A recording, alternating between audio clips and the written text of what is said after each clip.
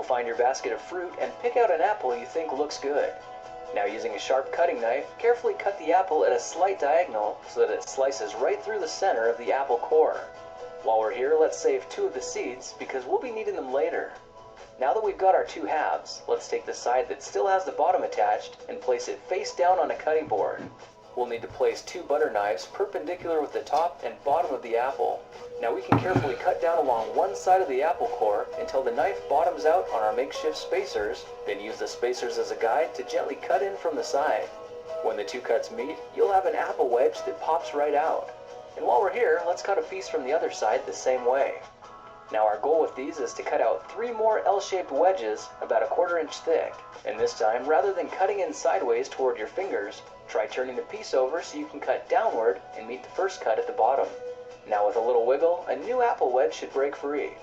If you repeat the process 2 more times, then stagger the pieces back together, the effect is a beautifully layered wing. Now just cut the other piece the same way, and your swan's body should look like this. To make a place for the head, all we need to do is carefully cut into the front of the body and gently lift the pieces out to reveal a clean and fairly deep groove. At this point, we can go ahead and grab the other half of the apple and place it between the butter knives like before, but this time we're just going to use them as spacers to cut an even slice off the bottom. You can see that repeating this process 3 or 4 times gives us a nice variety of shapes and sizes. Now look for a piece that resembles a heart that's been slightly flattened on top. All it takes to form the swan head is 3 strategic cuts with a knife. I made 1 angled cut to form the head, a horizontal cut to form the neck, and 1 slanted cut at the bottom for the base. Now you should be able to see how this is coming together, and to clean it up a bit, just use your knife to round off the sharp edges.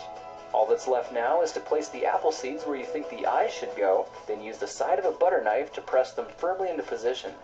When both eyes look good, simply drop the neck into place, and you're done.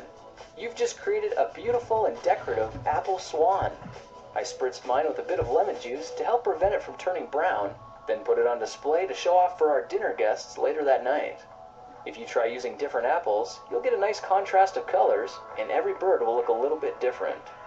Well, now you know how to take any ordinary apple and turn it into a decorative and edible apple swan. If you like this project, perhaps you'll like some of my others. Check them out at thekingofrandom.com.